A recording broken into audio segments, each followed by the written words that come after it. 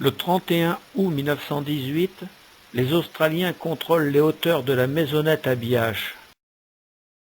Contre toute attente, le 1er septembre, le général australien Monash fait traverser la Somme à Cléry à la 2e division, puis lance ses troupes sur la colline fortement fortifiée du Mont-Saint-Quentin.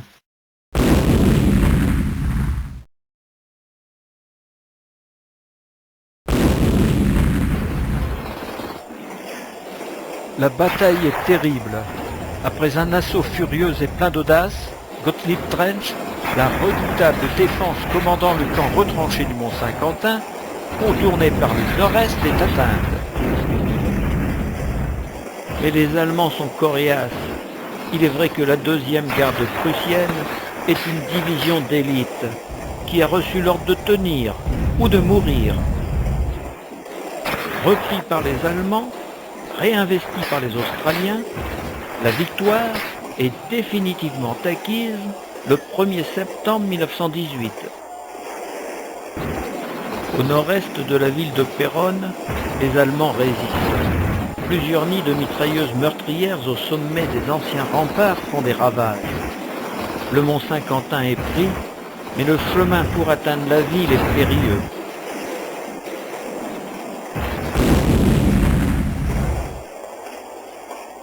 Le lendemain, le 2 septembre, les Australiens entrent en vainqueur dans la ville de Péronne, définitivement libérée.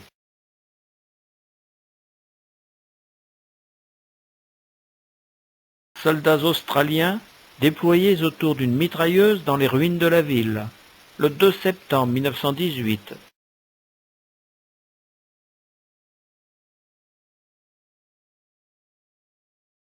Une photographie conservée à l'Imperial War Museum de Londres nous présente un coin de la place de Péronne ce 2 septembre 1918, où 3 victimes australiennes, 2 brancardiers et le blessé qu'ils secouraient, gisent sans vie sur le pavé, touchés par un éclat d'obus.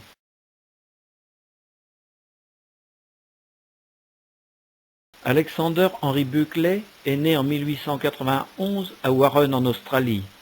Fermier dans la région de Gulargambone avant la Première Guerre mondiale, il s'est enrôlé en février 1916 dans l'Australian Imperial Force. Il arrive en novembre en France et rejoint le 54e bataillon d'infanterie. En 1917, il combat à Bulcourt, puis à Pacheldel, près d'Ypres en Belgique. En novembre de la même année, il est promu au rang de caporal temporaire. En 1918, le 54e bataillon est fortement engagé dans la contre-offensive alliée. L'effort culminant de l'unité a été la prise du Mont-Saint-Quentin et de Péronne en septembre, où Buckley a été tué. Il avait 27 ans.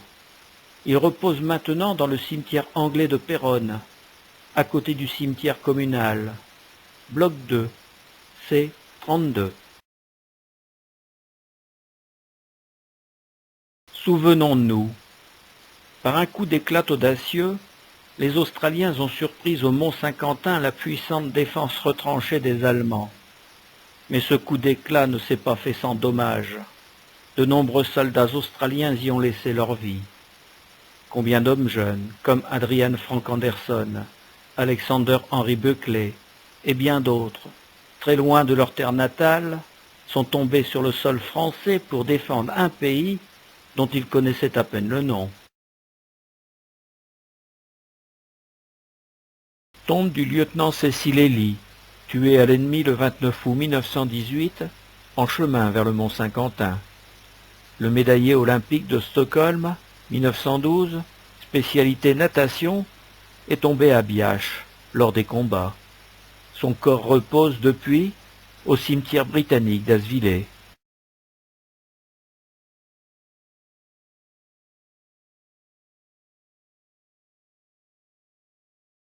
Le 15 juillet 1912, il obtient la médaille d'or au 4x200 mètres nage libre par équipe. Curieuse équipe. 3 Australiens et un Néo-Zélandais. Lanzac, avant l'heure. Pour cette circonstance, unique aux Jeux Olympiques, les nageurs concourent sous le nom d'une nation fictive, l'Australasie.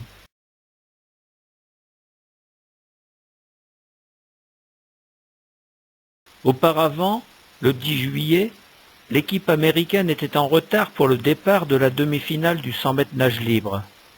Elle était donc disqualifiée. Ellie intercède alors auprès du comité olympique pour que son rival américain, donné plus fort que lui, participe à l'épreuve. Sa requête généreuse est acceptée. Son esprit sportif lui a coûté la médaille d'or.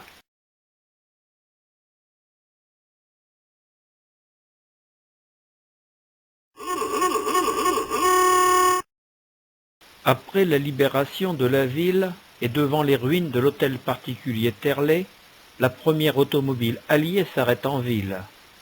Elle appartient à l'état-major de la 5e division australienne. De gauche à droite, on peut y voir le lieutenant Jerry Walker, le lieutenant Wellington, le conducteur caporal Nicolai, le lieutenant Ian Byrne, le major J.F. Wooten et un soldat non identifié. Près de Biache, lors de leur visite du front australien, le 4 septembre 1918, messieurs Campbell Jones, Knight et Kate Murdoch, célèbres journalistes en Australie, se rendent dans les tranchées évacuées.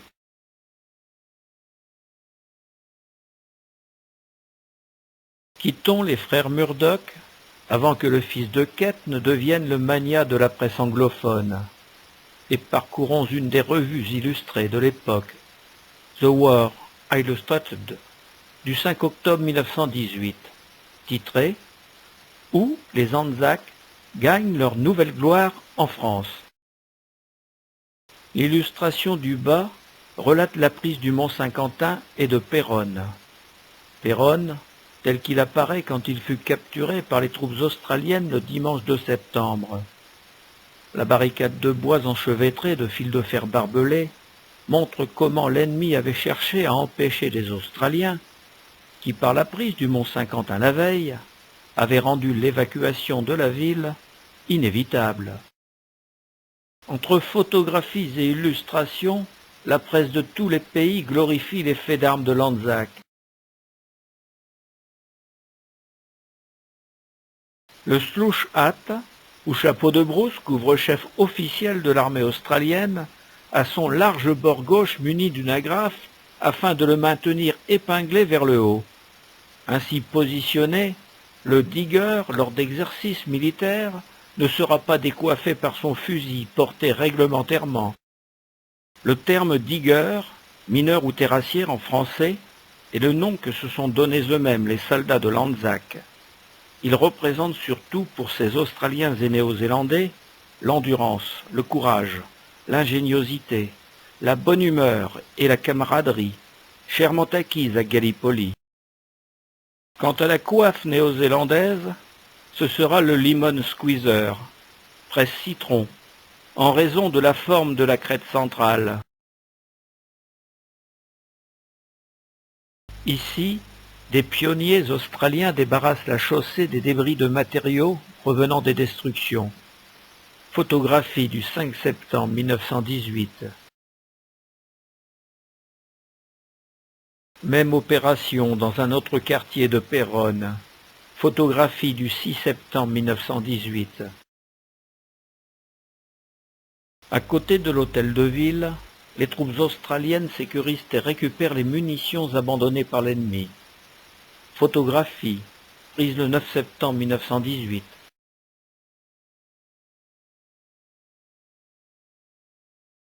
Le 14 septembre 1918, le Premier ministre australien, William Morris Hughes, lors de sa visite aux troupes cantonnées dans la ville, se fait conduire au château en ruine.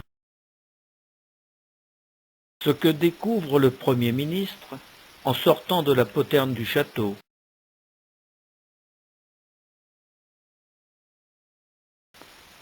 Billy est en conversation sur la place de Péronne le 14 septembre 1918 avec le commandant de la 4e armée britannique, le général Henry Rawlinson. Billy est le surnom populaire donné au Premier ministre australien, William Morris Hughes.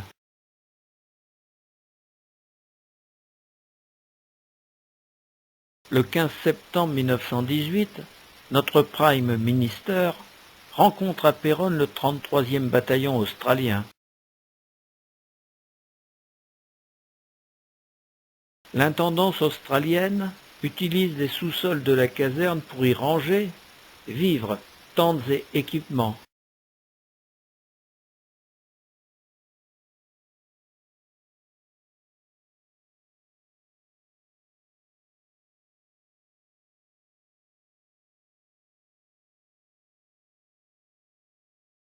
Les caves et abris du château servent d'atelier d'armurerie.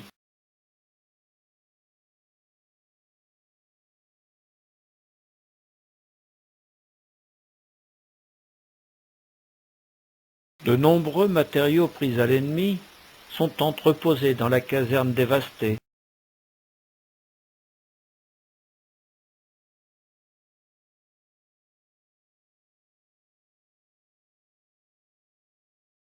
Octobre 1918. Artillerie récupérée à l'ennemi en dépôt à Péronne dans la cour de la caserne.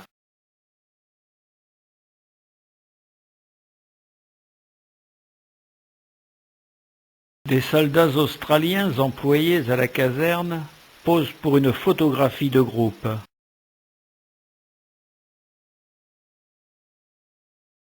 L'armée britannique a engagé beaucoup de main-d'œuvre venant de tous les coins de l'Empire, Inde, Égypte, Chine, etc. Par commodité, ces travailleurs de multiples nationalités étaient appelés travailleurs chinois ou indiens.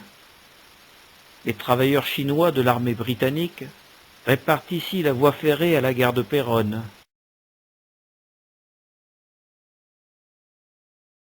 Dans une rue de Péronne, un travailleur chinois allume une cigarette tout en surveillant la cuisson des repas.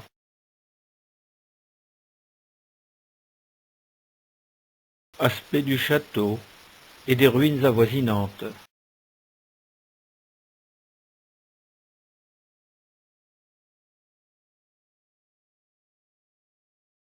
La rue Mollerue et l'esplanade du château. Le passage vers Sainte-Radegonde, à l'emplacement du pont Saint-Nicolas.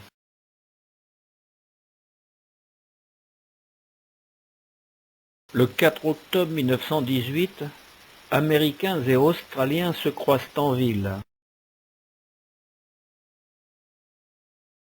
Dingbat Alley, allée des dingues, c'est le nom donné par les Australiens aux rues apocalyptiques des villes, où tout est en ruine.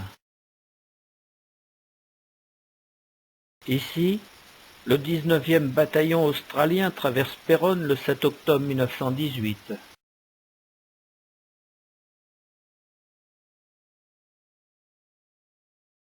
En cantonnement à Péronne, le 4 octobre 1918, Britanniques, Américains et Australiens font la queue à l'entrée de la cantine. La ville de Péronne est libérée depuis le 2 septembre 1918. L'armistice sera signé le 11 novembre suivant. La guerre est finie.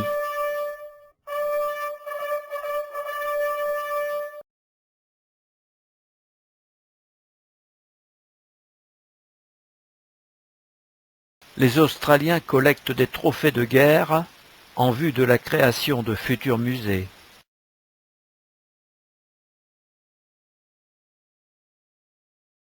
Trophées de toutes sortes et objets curieux. Ici, récupéré à Moulins, une bicyclette, ou plutôt un tandem modifié pour produire de l'électricité. Un soldat australien essaie l'instrument.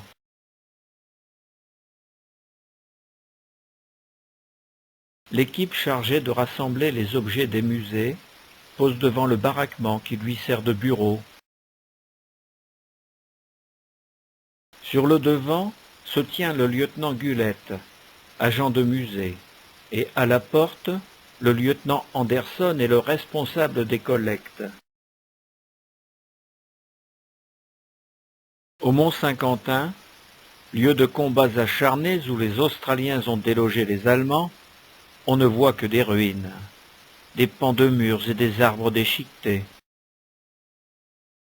Ici, au sommet du mont, une casemate, poste d'observation, abritant avant les combats une terrible et meurtrière mitrailleuse. Des quelques restes de l'abbaye, encore visibles avant le conflit, on ne découvre que terre labourée, ferraillée par les obus et quelques vagues souvenirs de murets. Des tranchées à moitié comblées attestent de la violence des combats passés pour conquérir ce que les Australiens avaient appelé Gottlieb Trench, la redoutable tranchée qui gardait les accès du mont Saint-Quentin.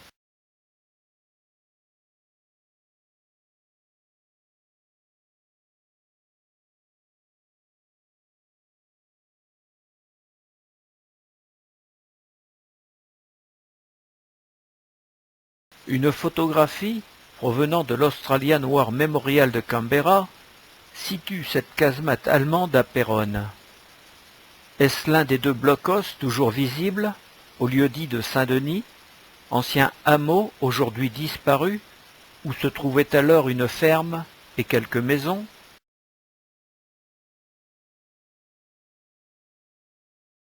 À l'extrémité du boulevard du Sud-Est, près de la porte de Paris, les Australiens ont renforcé le pont sur la Somme que les Allemands avaient édifié durant l'occupation. À droite de ce même pont de guerre, on peut distinguer la voie ferrée de 60 que les Allemands avaient aussi construite à la même époque. Le pont de la porte de Paris a disparu. Seule une frêle passerelle permet un passage piétonnier, acrobatique. À côté, le pont Sainte-Barbe, rétabli par les Anglais en 1917, est maintenant totalement inexistant.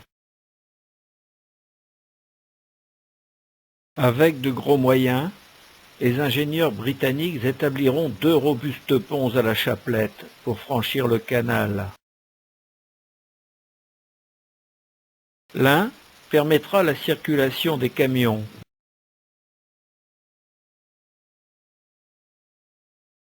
L'autre, du petit train, à voie étroite.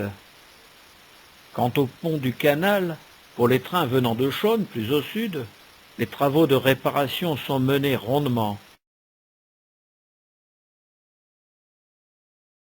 Ici, près de la gare, on peut observer l'état du pont franchissant la Cologne, à l'arrivée des Australiens le 2 septembre. Le 19 septembre, les pontonniers ont terminé sa remise en état. Une pancarte, dite slow, invite les conducteurs de véhicules à ralentir. Gravé dans la pierre, le fronton, salle d'audience, apparaît encore dans ce qu'il reste du palais de justice. Les Anglais, pragmatiques, ont transformé ces lieux en chalets de nécessité.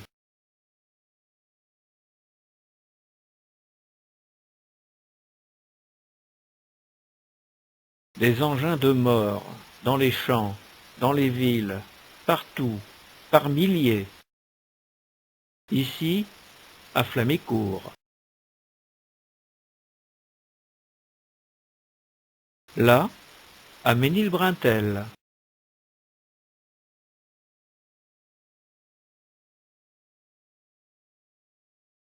Un tank, échoué à proximité des restes de la sucrerie.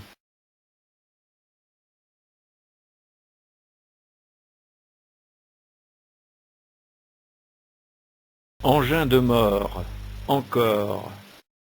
La grosse Bertha de Schwing-Schwignol est un canon allemand de 380 mm, de 17 mètres de long et d'une portée supérieure à 45 km.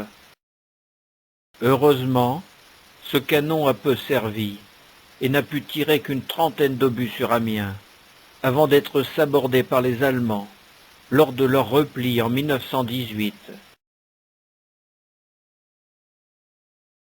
Dans leur progression vers la victoire, Les Australiens le capturent le 23 août. Fiers de leur prise, les soldats posent sur la plateforme du canon.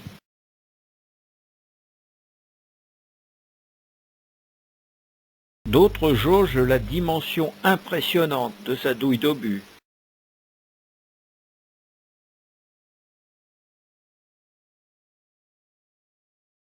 À moins de 10 km de Schwing, le 8 août 1918, près d'Arbonnières, les Australiens capturent aussi un train complet d'artillerie ferroviaire. Le canon de 280 mm, lui aussi conçu pour la marine, sera désigné plus tard canon d'Amiens. Trophée de guerre, il sera exposé à Canberra en Australie, à l'Australian War Memorial.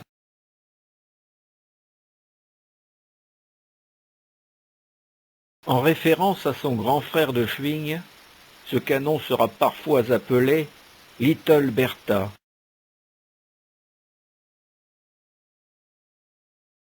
Expertisée, puis démontée, la plateforme ferroviaire disparaît.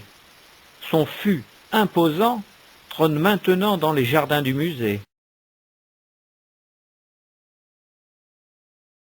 Sur la façade de l'hôtel de ville, une plaque commémorative nous rappelle avec émotion le sacrifice des Ossi pour la libération de Péronne. Kanga, maman kangourou, portant dans sa poche son petit roux. Nous n'oublierons pas l'Australie. L'origine de ce nom de rue vient de leur émotion devant les ruines de Péronne.